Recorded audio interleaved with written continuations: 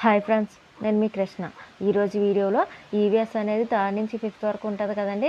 Science and social రెండూ కలిపి చిన్న చిన్న లెసన్లు ఉంటాయి. కానీ ఒక్కొక్కటి థర్డ్ క్లాస్ 3 సెమిస్టర్లు, ఫోర్త్ క్లాస్ 3 సెమిస్టర్లు, ఫిఫ్త్ క్లాస్ 3 సెమిస్టర్లు ఉంటాయి. సో అందరికీ కూడా ఒక సెమిస్టర్ దొరికితే ఇంకో సెమిస్టర్ దొరకడం లేదు. టెక్స్ట్ బుక్లు అనేది బయట దొరకడం చాలా కష్టమైపోతుంది. అలానే మెటీరియల్ తీసుకుందామంటే అన్నీ ఉంటాయని చెప్పలేము.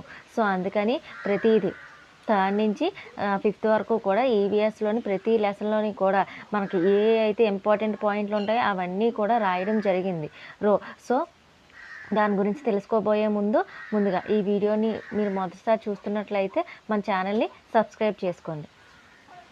ముందుగా ఆ నోట్స్ చూపించే ముందు నేను ఆల్రెడీ ప్రిపేర్ చేశాను కదా. థర్డ్ నుంచి 10th వరకు తెలుగు అండ్ ఇంగ్లీషు రెండూ కూడా ప్రతిదీ గ్రామర్ టాపిక్ అనేది టాపిక్ వైజ్ ప్రిపేర్ చేయడం జరిగింది.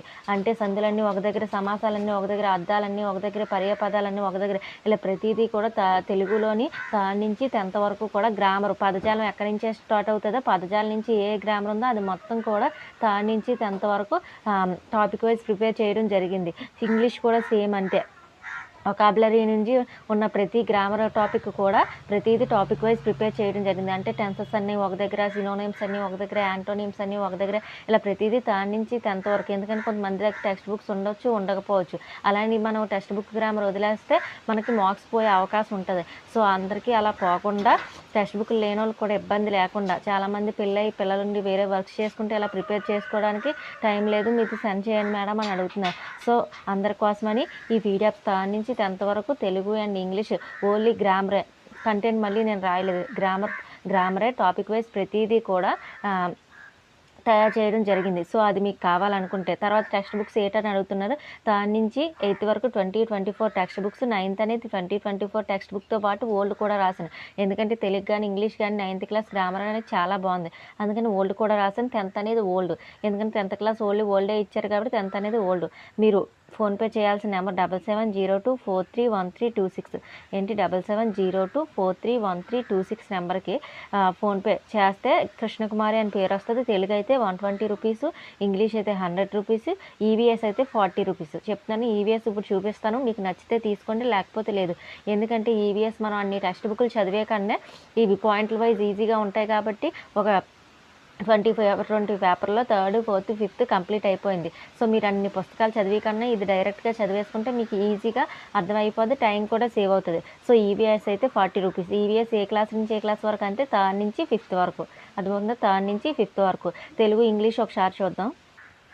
సో తెలుగు చూడండి, వ్యాకరణం, తర్వాత ఇది గ్రామర్ టాపిక్స్, ఈ వొకాబులరీ, తర్వాత సందులు. మళ్ళీ సందులు కూడా నేను విడదీసి రాసిన ఎలా తెలుగు సందులు, సంస్కృత సందులు, ఆదేశ సందులు, ఆగమ సందులు, సమాసాలు, తత్పురుష సమాసాలు, కర్మధారయ సమాసాలు, అలంకారాలు, ఛందస్సు, వాక్యం రకాలు, ఇవన్నీ కూడా గ్రామర్ టాపిక్స్. తర్వాత వొకాబులరీ ఏమేమి వస్తాయి? అర్థాలు, పర్యాయ పదాలు, నానార్థాలు, ప్రకృతి వికృతి, ఉత్పత్తార్థాలు. సో అవి వస్తాయి చూడండి. నేను ఎలా రాసిన ఉత్తరసంధి ఉందంటే దానిలోని 3rd నుంచి 10th వరకు ఎక్కడెక్కడ ఎగ్జాంపుల్స్ ఉన్నాయో అవన్నీ ఒకే దగ్గర రాయడం జరిగింది. దీనివల్ల మీకు చాలా టైం సేవ్ అవుతుంది. తర్వాత ఎత్రసంధి, తర్వాత అత్రసంధి, తర్వాత సవర్ణ దీర్ఘ సంధి, తర్వాత అలంకారాలు చూడండి. అలంకారాలు, ఉపమాలంకారం సంబంధించి 3rd నుంచి 10th వరకు ఎక్కడెక్కడ ఏ ఎగ్జాంపుల్స్ ఉన్నాయో అన్నీ ఒకే దగ్గర రాయడం జరిగింది. తర్వాత అతిశయోక్తి, ఇలా ప్రతిదీ కూడా ఇలానే రాయడం జరిగింది. అర్థాలు చూడండి, పర్యాయపదాలు, అర్థాలు మీకు కొంచెం సేవ్ చేయడానికని ఇలా మధ్యలో లైన్స్ కొట్టి రాసిన, లేకపోతే జెరాక్స్ తీసుకోవడానికి చాలా ఎక్కువ పడేస్తుంది. ప్రకృతి వికృతి, ఇవన్నీ కూడా 3rd నుంచి 10th వరకు ఎక్కడెక్కడ అన్నీ ఒకే దగ్గర రాయడం జరిగింది. దీంతో పాటు చాలామంది ఏమడుగుతున్నారంటే ఇది చదివితే సరిపోద్దా అని అడుగుతున్నారు. టెక్స్ట్ బుక్లోనే అన్ని రూల్స్ కవర్ అవ్వవు, ఉన్నంత వరకు మాత్రమే నేను రాయగలను. సో మీరు దీంతో పాటు కంటెంట్కి అయితే మస్ట్ అండ్ షుడ్గా టెక్స్ట్ బుక్స్ ఉండాలి. టెక్స్ట్ బుక్ లేని వాళ్ళు కూడా ఏం చేస్తారంటే జెరాక్స్ అయినా తీసుకోండి. ఎందుకంటే ఇప్పుడు ఒక డైలాగ్ తీసి, ఇప్పుడు తెలుగులోని సంభాషణలో ఇతివృత్తం, ప్రక్రియ, లేకపోతే రచయిత, రచనలు ఏ అన్నా అడగచ్చు. ఇప్పుడు ఎగ్జాంపుల్కి ఒక లెసన్లో ఒక డైలాగ్ తీసి ఈ డైలాగ్ ఎవరు చెప్పారని అడగచ్చు, లేకపోతే ఈ డైలాగ్ కల పాఠం ఏంటని అడగచ్చు, లేకపోతే ఈ డైలాగ్ కల పాఠం యొక్క ఇతివృత్తం ఏంటి, పాఠం యొక్క ప్రక్రియ ఏంటి, లేకపోతే ఈ డైలాగ్ కల రచయిత ఎవరు, లేకపోతే ఆ రచయిత దేని నుంచి తీసుకున్నారు ఆ లెసన్, పాఠిష్టం ఏదన్నా, క్వశ్చన్ ఇస్తాం ఏ విధంగా అడగొచ్చు. సో మనం దానికి ఆన్సర్ చేయాలంటే కన్ఫామ్గా టెక్స్ట్ బుక్స్ అనేవి ఉండాలి. తర్వాత పద్యాలు ఉంటాయి, పద్యాలు జంబ్లింగ్ ఇచ్చేసి ఆర్డర్లో పెట్టండి అడగొచ్చు, లేకపోతే పద్యాలు ఏ సందర్శకు సంబంధించింది అని అడగొచ్చు. సో ఏదన్నా సరే వాడికి నచ్చినట్టు అడుగుతాడు. సో అవన్నీ చదవాలంటే కన్ఫామ్గా టెక్స్ట్ బుక్ ఉండాలి. పదజాలం తర్వాత ఉండే ప్రతి గ్రామర్ టాపిక్ కూడా నేను ఇందులో పీడిఎఫ్లో రాయడం జరిగింది. సో పదజాలం ముందు వరకు మీరు చదువుకోవాలి. ఎస్జిటి వాళ్ళు అయితే 3rd నుంచి 8th వరకు కంటెంట్ లైన్ టు లైన్ చదువుకోవాలి. 9th 10th అని రిలేటెడ్ టాపిక్స్ ఏంటి, గ్రామర్ మాత్రమే, లెసన్స్ అవి చదవవసరం లేదు ఎస్జిటి వాళ్ళు అయితే. అదే ఎస్ఏ వాళ్ళు అయితే 3rd 4th 5th చదవవసరం లేదు. 6th నుంచి 10th వరకు మొత్తం కంటెంట్ లైన్ టు లైన్ లెసన్లు రచయితలు అన్నీ చదువుకోవాలి. గ్రామర్ నేను రాసింది సరిపోద్ది.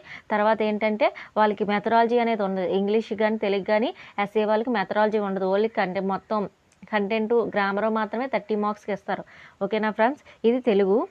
చూడండి ఇంగ్లీష్లో టెన్సెస్లోని ప్రెజెంట్ టెన్స్ సంబంధించిన మొత్తం అన్నీ ఒకే దగ్గర రాయడం జరిగింది. ఇంకో విషయం ఏంటంటే ప్రెజెంట్ టెన్స్ ఉందంటే అది ఒక దగ్గరే ఉండదు, చాలా క్లాసుల్లో రిపీట్ అవుతుంది. సో అన్నిసార్లు మనం రాయలేం కదా, రాసినా సరే టైం వేస్ట్, పేపర్ వేస్ట్ తప్ప దానివల్ల ఉపయోగం లేదు. ఒకసారి రాసినప్పుడు దానికి సంబంధించిన ఎగ్జాంపుల్స్ అన్నీ ఒకేలాగా ఉన్నప్పుడు ఒక 2-3 రాసి వదిలేస్తే సరిపోతుంది కదా, అన్నీ ప్రతిదీ రాయవసరం లేదు కదా. మనకు అవగాహన ఉన్నంత వరకు రాసుకోవాలి. తర్వాత కష్టంగా ఉన్నది ఏదైనా సరే ప్రతిదీ లైన్ టు లైన్ రాసుకోవాలి. సో నేను కష్టంగా ఉన్నది ప్రతిదీ లైన్ టు లైన్ రాశాను. చాలామంది ఇంగ్లీష్ అనేది చూడండి మొత్తం అన్నీ ఇంకా 3rd నుంచి 10th వరకు ఎక్కడెక్కడ ఉన్నాయో అవన్నీ రిలేటెడ్ అంటే రిపీటెడ్గా వచ్చినాయి, మళ్ళీ రాయలేదు నేను. సో ఈ విధంగా రాయడం జరిగింది. చాలామంది టెక్స్ట్ బుక్లోని హోమోఫోన్స్ హోమోనిమ్స్ రాయలేదు ఎందుకని అడుగుతున్నారు. ఇప్పుడు 2024 టెక్స్ట్ బుక్లో ఉన్న టెక్స్ట్ బుక్స్ అయితే హోమోఫోన్స్ హోమోనిమ్స్ అనేది ఎక్కడ ఇవ్వలేదు. సో మీరు ఏం చూస్తున్నారంటే 6th 7th 2022లోని న్యూ సిలబస్ మారింది. పాస్ సిలబస్ తీసేసి కొత్త టెక్స్ట్ బుక్లు పెట్టారు ఇంగ్లీష్ అనేది 6th 7th. మళ్ళీ దాన్ని 2023లోని ఆ ఇంగ్లీష్ని తీసేసి సిబిఎస్ఈ సిలబస్ పెట్టడం జరిగింది. సో సిబిఎస్ఈ సిలబస్ ఇప్పుడు 6th నుంచి 9th వరకు CBSE syllabus, 3rd to 5th 10th class state syllabus. So వీటిల్లో మాత్రం హోమోఫోన్స్ హోమోనిమ్స్ లేదు. మీరు ఎందులో చూస్తున్నారంటే పాత పుస్తకాలు అంటే 2022లో రిలీజ్ చేసిన పుస్తకాలు చూస్తున్నారు. వాడు క్లారిటీగా చెప్పే 2024లో ఏ పుస్తకాలు అయితే ఉన్నాయో అవి మాత్రమే చూడాలని. సో 2024లో ఉన్న ఏంటి 6th 7th సిబిఎస్ఈ సిలబస్ అంటే 8th 9th లాగే 6th 7th కూడా సిబిఎస్ఈ సిలబస్ ప్రవేశపెట్టాడు. సో అవి చాలామంది చూసుకోకుండా ఆ పాత పుస్తకాలు పట్టుకొని అందులో నేను రాయలేదేమో అనుకుంటున్నారు.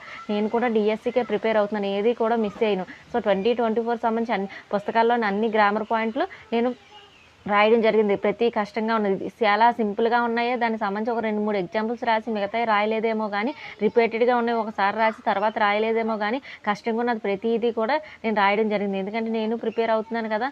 సో ఫ్రెండ్స్ ఇంగ్లీష్ అనేది ఈ విధంగా రాయడం జరిగింది. చూడండి చాలామంది ఇవేంటంటే పార్ట్స్ ఆఫ్ స్పీచ్ సంబంధించిన యాడ్జెక్టివ్స్ అన్నీ చూపించట్లేదు, యాంటోనిమ్స్ సినోనిమ్స్ ఈ విధంగా ప్రతిదీ కూడా 3rd నుంచి 10th వరకు ఎక్కడెక్కడ ఉన్నాయో అన్నీ కూడా రాయడం జరిగింది. తర్వాత ఇది ఇంగ్లీష్కి సంబంధించి.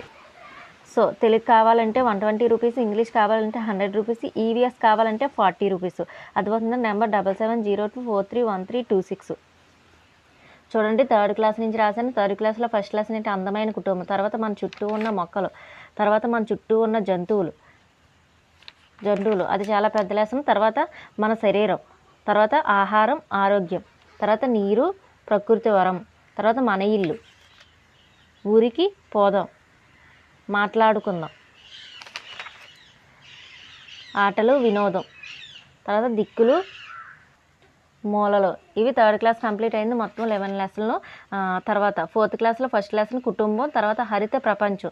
మొత్తం చూడండి అన్నీ కూడా ఇంకా పాయింట్లు వేసి, ఒకవేళ టెక్స్ట్ బుక్లు ఉన్న వాళ్ళైనా సరే టెక్స్ట్ బుక్ చదువుకున్న తర్వాత ఇది ప్రాక్టీస్ కోసం ఉపయోగంగా ఉంటుంది. ఒకవేళ టెక్స్ట్ బుక్లు లేకపోయినా సరే ఇది తీసుకుంటే మీకు ఒక బిట్టు కూడా మిస్ అవ్వకుండా ఉంటుంది. ఎందుకంటే టెక్స్ట్ బుక్లు ఇప్పుడు చాలా సెమ్ 1 సెమ్ 2 సెమ్ 3 ఇలా ఉన్నాయి. అన్ని టెక్స్ట్ బుక్లు గ్యాదర్ చేయడానికే కష్టంగా ఉంది. సో అన్నీ చదవడానికి ఇంకా కష్టంగా ఉంటుంది. సో అది అంత ఇబ్బంది మీకు లేకుండా ఇలా ఒకే దగ్గర రాయడం జరిగింది. రవాణా, సమాచార ప్రసారం, చూసి వద్దాంలో చూడండి చాలా ఇంపార్టెంట్ బిట్స్ ఉంటాయి. ఇవి పాత టెక్స్ట్ బుక్స్ ఉన్న వాళ్ళు అయితే ఖచ్చితంగా మార్చుకోవాలి. ఎందుకంటే కొత్త జిల్లాల ప్రకారం మార్చేశారు. లేపాక్షి అనేది ఇంతకుముందు అనంతపురం జిల్లాలో ఉండేది, ఇప్పుడు చూడండి సత్యసాయి జిల్లాలో ఉంది. సిద్ధవటం కోట కడప జిల్లాలోనే ఉంది. చూడండి చంద్రగిరి కోట చిత్తూరులో ఉండేది, ఇప్పుడు తిరుపతిలో ఉంది. ఇలా ప్రతిదీ కూడా సోషల్ అయితే మెయిన్ మీరు టెక్స్ట్ బుక్లోనే ఎక్కడెక్కడ జిల్లాల ప్రస్తావన ఉందో అవి మాత్రం ఖచ్చితంగా మీరు కొత్త టెక్స్ట్ బుక్లో ఒకసారి చెక్ చేసుకోవాలి. అందుకని మీకు అంత ఇబ్బంది లేకుండా ఉండాలని ప్రతిదీ కూడా న్యూ టెక్స్ట్ బుక్స్ 2024లో ఉన్న న్యూ టెక్స్ట్ బుక్స్ ప్రకారం రాయడం జరిగింది. అమరావతి అనేది అప్పుడు గుంటూరులో ఉండేది, ఇప్పుడు ఎక్కడ చూడండి పల్నాడు జిల్లా. కొండపల్లి కోట కృష్ణా డిస్టిక్లో ఉండేది చూడండి, ఎన్టీఆర్ జిల్లాలో ఉంది. కొల్లేరు సరస్సు తూర్పుగోదావరిలో, పశ్చిమ గోదావరిలో ఉండేది కొల్లేరు సరస్సు అనేది.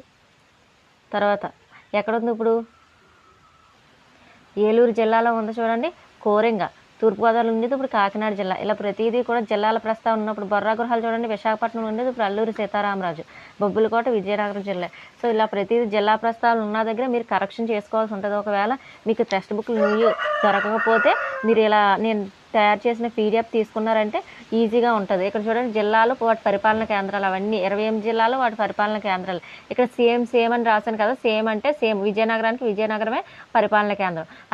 డిఫరెంట్గా ఉన్నది మాత్రమే రాశాను, మిగతాదంతా సేమ్ అని రాశాను. ఒకసారి చూడండి. ఇది 4th క్లాస్ కూడా కంప్లీట్ అయింది. 5th క్లాస్ చాలామంది రెడ్ పెన్ రాసినప్పుడు రెడ్ పెన్ బాగానే కనిపిస్తుంది కానీ జెరాక్స్ తీసుకుని కొంచెం లైట్గా కనిపిస్తుంది, బ్లాక్ పెన్ యూజ్ చేయండి మేడం అన్నారు. అందుకని 5th క్లాస్ నుంచి మొత్తం బ్లాక్ పెన్ యూజ్ చేసిన ఇప్పుడు మీకు జెరాక్స్ కూడా మొత్తం క్లారిటీగా వస్తుంది. మన అవయవ వ్యవస్థలో చూడండి, జీర్ణ వ్యవస్థ, శ్వాస వ్యవస్థ, రక్త ప్రసరణ వ్యవస్థ, విసర్జక వ్యవస్థ, నాడీ వ్యవస్థ. తర్వాత వ్యవసాయంలో కూడా ఏముందిలే అని వదిలేస్తారు. చూడండి ఎన్ని రకాల బిట్స్ ఉన్నాయో. తర్వాత నీరు ఎంతో విలువైంది, ధవళేశ్వరం ఆనకట్ట, కృష్ణానది, నాగార్జున సాగర్, ప్రకాశం బ్యారేజ్, మనకి ఎవరు సేవ చేస్తారు చూడండి, స్థానిక ప్రభుత్వం, గ్రామ పంచాయతీ, అన్నీ కూడా డీటెయిల్గా రాయడం జరిగింది. ఇది తీసుకోవడం వల్ల మీకు ఒక బిట్ కూడా మిస్ అవ్వదు. ఒకవేళ టెక్స్ట్ బుక్లు ఉన్న వాళ్ళు అయితే టెక్స్ట్ బుక్ చదివేశాక ఇది ప్రాక్టీస్ బిట్స్గా చేసుకోవడానికి పనికొస్తుంది. ఒకవేళ లేని వాళ్ళు అయినా కూడా ఇది తీసుకుంటే మళ్ళీ మీరు టెక్స్ట్ బుక్లు చూడవలసిన లేదు. దాని నుంచి భారత స్వతంత్రోద్యమం చూడండి ఎన్ని రకాల బిట్స్ ఉన్నాయో. తర్వాత అవన్నీ నుండి అంతరిక్షానికి. తర్వాత చూడండి రాష్ట్రాలు రాజధానులు కూడా చాలామంది కొంచెం కన్ఫ్యూజింగ్ ఉంటుంది, అది కూడా రాస్తాను. ఎందుకంటే ఇప్పుడు 28 రాష్ట్రాలు, కేంద్రపాలిత ప్రాంతాలు అయితే 8 కేంద్రపాలిత. ఎందుకంటే కొత్తగా లడక్ అనేది యాడ్ అయింది, అండమాన్, దాద్రానగర్ హవేలీ, డామన్ డయ్యీ యాడ్ చేసేయడం జరిగింది. ఈ విధంగా మొత్తం కూడా రాయడం జరిగింది. సో ప్రతిదీ కూడా ఇలా పాయింట్ వైజ్ రాశారు, మీకు చదువుకోవడానికి కూడా ఈజీగా ఉంటుంది. ఈ పీడిఎఫ్ కావాలనుకుంటే నెంబర్ ఇచ్చాను కదా చూడండి, 7702431326 నెంబర్కి ఈవీఎస్కి అయితే 40 రూపీస్.